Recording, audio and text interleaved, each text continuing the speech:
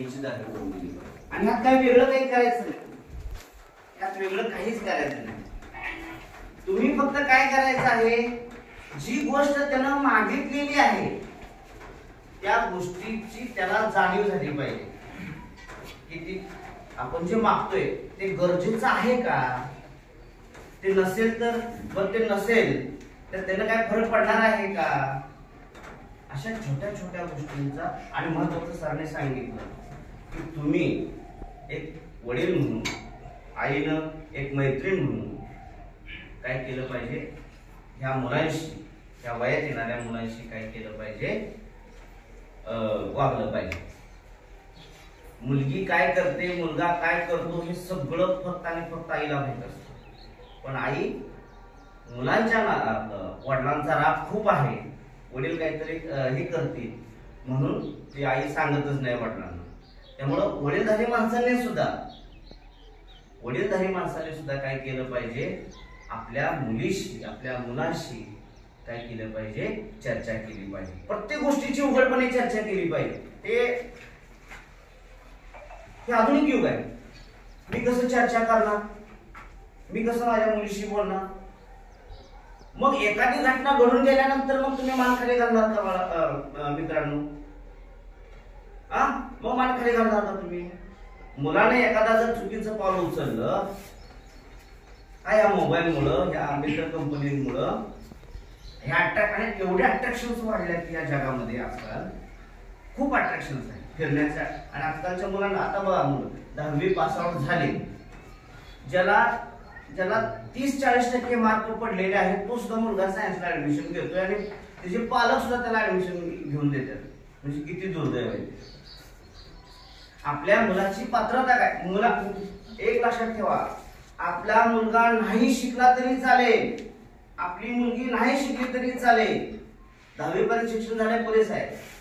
परंतु शिक्षण नसलं तरी चालेल, परंतु संस्कार नावाचं जे बीज आहे हे तुमच्या लेकरांमध्ये उतरवण्याचा तुम्ही आटोकाट प्रयत्न करा. आणि तो जर तुम्ही गोष्ट केली तर म्हातारपणाची मजबूत काठी तुम्हाला आधाराला मिळणार. तुम्ही जर या पद्धतीने वागला तर मात्र, आणि आता बघा, भावना राहिली नाही.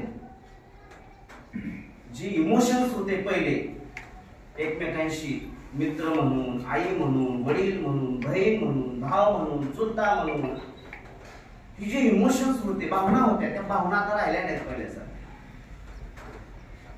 एखादं कोण वारलं बिरलं तरी सुद्धा आपण जात नाही, पण मोबाईल वरती भावपूर्ण श्रद्धांजली लिहितो. आपला बाप मेला तर आपण जास्त रडत नाही, पण एखादं दुसरं कोणी गेलं त्याच्यावर पण हे करत असतो. तर अशा ह्या गोष्टी आहेत.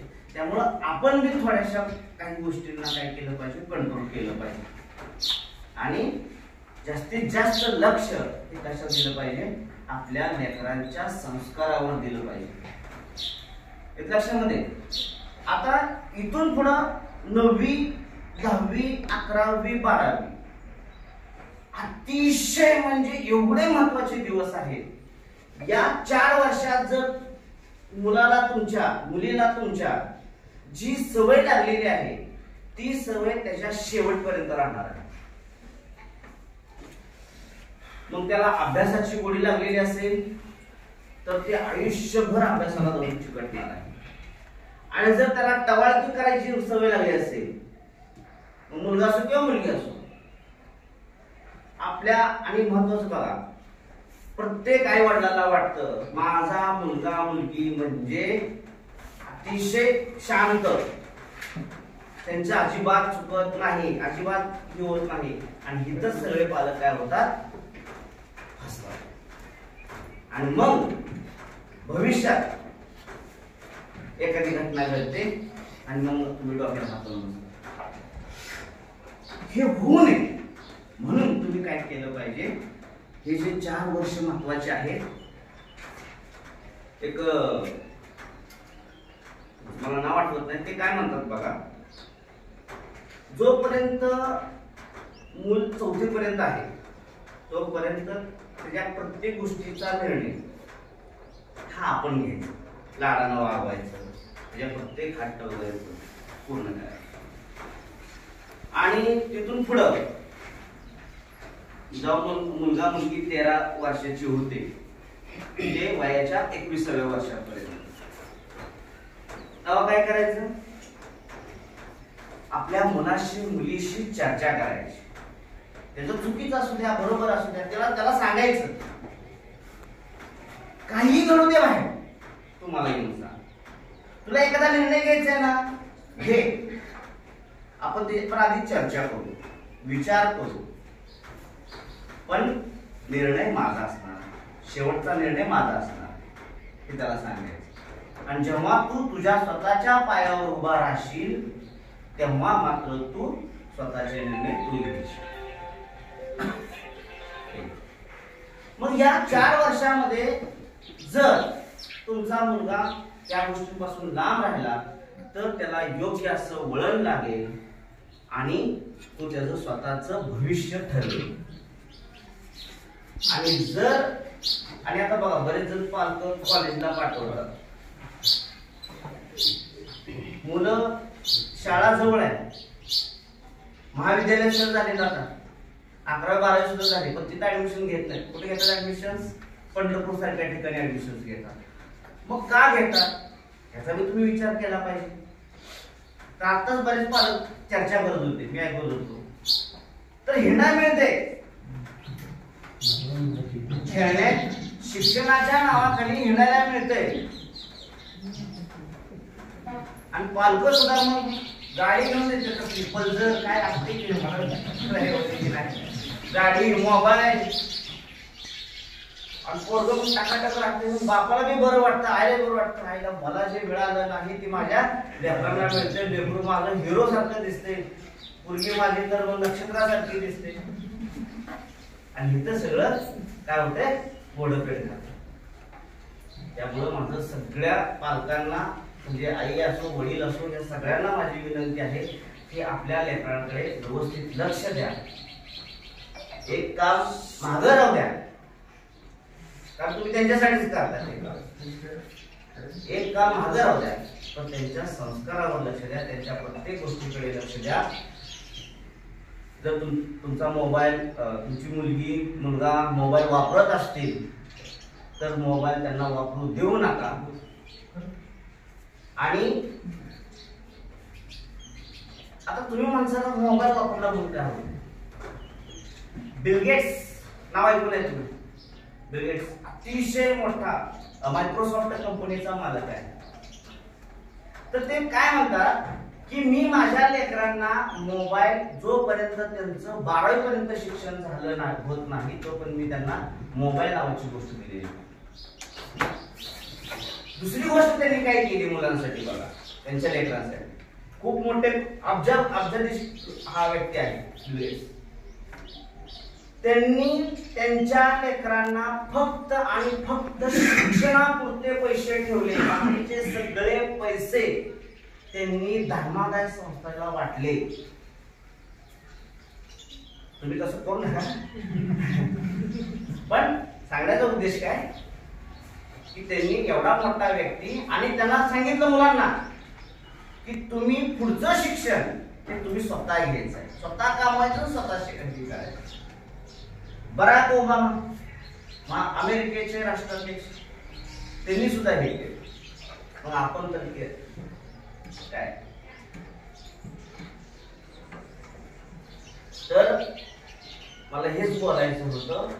माझा विषय तुमच्या लक्षात आला असेल तर सगळ्या पालकांनी बघायचं, लेकरांचं संध्याकाळी लेकरं झोपल्यानंतर अवश्य त्यांचं दप्तर तपासायचं.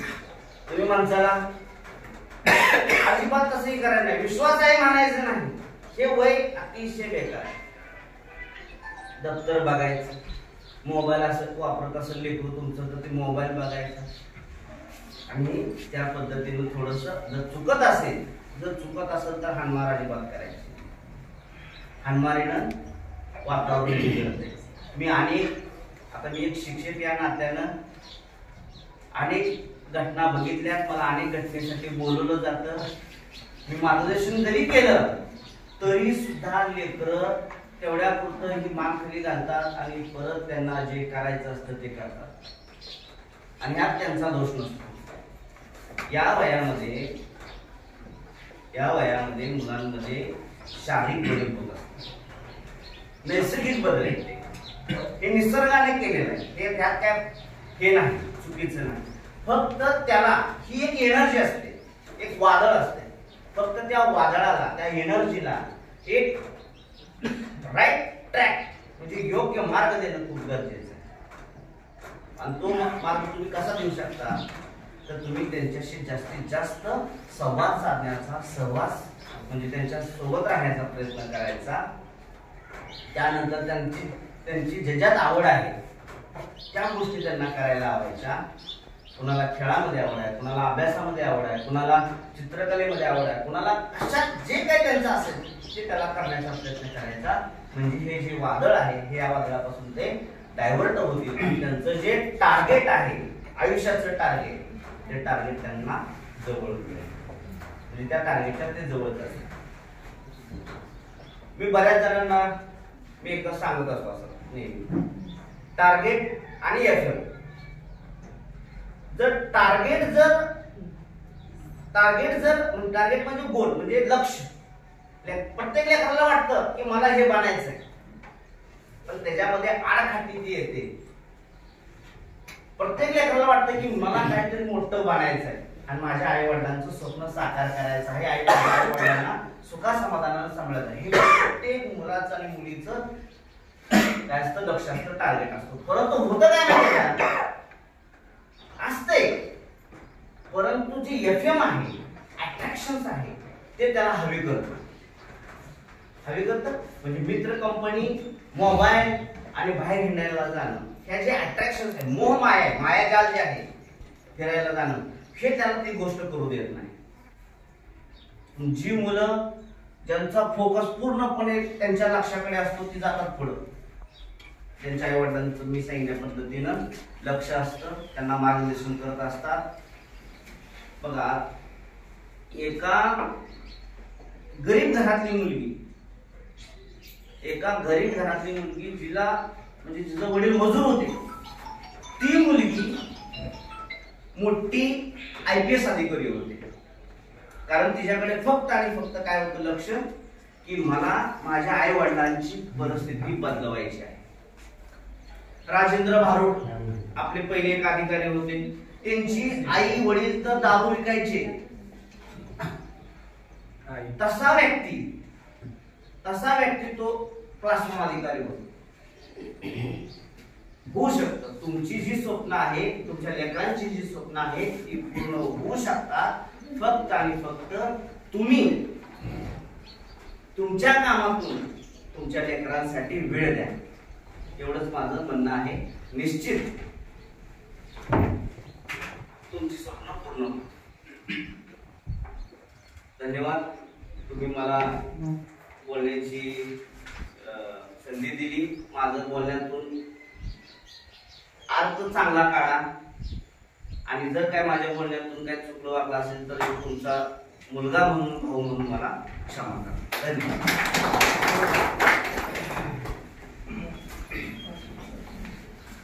धन्यवाद सर, बराच वेळ झालं तुम्ही मार्गदर्शन केलं, तुमच्या बोलण्यातनं प्रत्येक शब्द महत्वाचा तितकाच महत्वाचा होता। मुलांचं पण टार्गेट असतं, लक्ष असतं, आपल्याला आपल्या आईवडिलांची जाणीव, आपल्या घरची परिस्थिती, आईवडील आपल्यासाठी काय करतात त्याची पण जाणीव विद्यार्थ्यांना असणं आणि त्या जाणीवेची जाणीव पालकांनी करून देणं खूप गरजेचं आहे। डॉक्टर APJ अब्दुल कलाम यांनी सांगितलेलं आहे, जो सोने के बाद दिखाई दे वे सपने नहीं होते, जो सोने नहीं देते वे सपने होते। म्हणजे झोप जीव देत नाही, सारखे त्या ध्येयानं ती मुलं वेळी झाली असतात, त्यांना ते ध्येय समोर दिसत असतं। तर अशा प्रकारे बराच वेळ झाला आम्हीच तुमच्याशी बोलतोय, तर आपल्यापैकी कोणाची काही मत वगैरे मांडायची किंवा कोणाला काय बोलायचं असेल, बोलायचं असेल म्हणण्यापेक्षा बोला, तुमचं मत मांडा. बोलण्यापेक्षा कोणाची काय अडचण नाही. हा, चर्चा. आमच्या या मीटिंगचा मूळ उद्देश काय आहे तर पालक आणि शिक्षकांची सहविचार चर्चा झाली पाहिजे. त्यांची कुणाची हा, काय अडचण असेल तर ती अडचण तुम्ही समोर या, मांडा. त्याच्यावर आपण जागेवर मांडली तर चालेल. जागेवर बोला, जागेवर बोला, चालेल.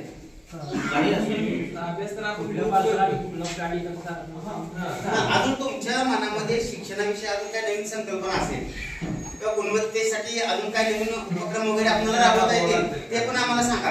आपण पण त्याचा प्रयत्न करून निश्चितपणे राबवू. कुणाची काय अडचण नाही.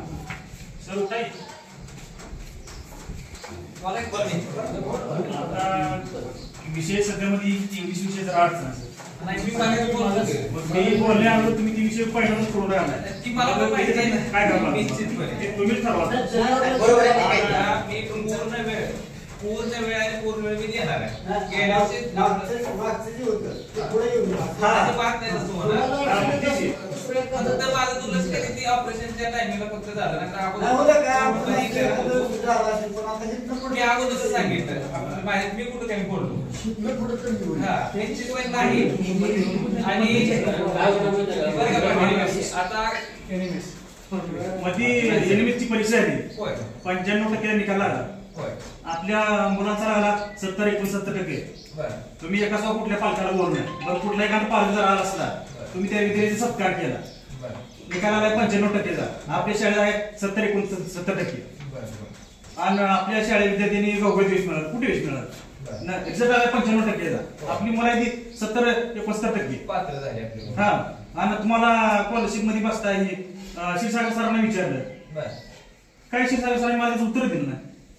नव्हे, आपण ते काय म्हणून टाकलं होतं आपल्या केंद्रातले सगळ्यात जास्त मुलं आपली पात्र झालेत म्हणून टाकलं नाही, होतं. पात्र झाली नाही. नाही अजून त्याच्यामध्ये वाढायला पाहिजे.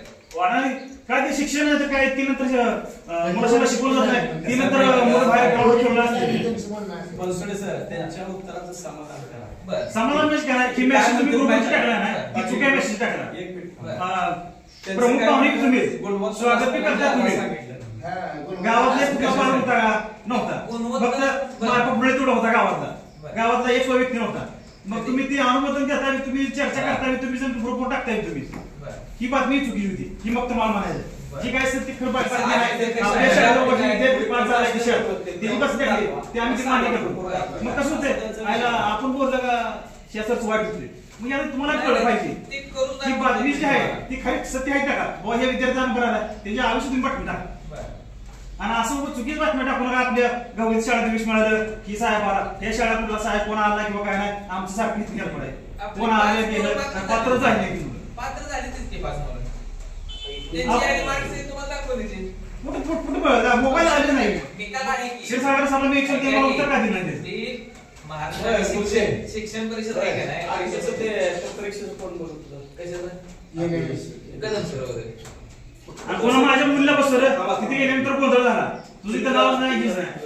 मी आता समजा अगोदर देऊन ठेवली. फोटो वगैरे काय करता येणार आहे? त्यांचे म्हणणं लक्षात आलं तुमच्या. आहे की लक्षात? कदम सरांनी मला त्याच्यावर एवढी दाखवली. ती पुस्तक आम्हाला फोन केला त्याच्यावर त्या विषयावर कदम सर अभ्यास केव्हा घेतला काय झालं का?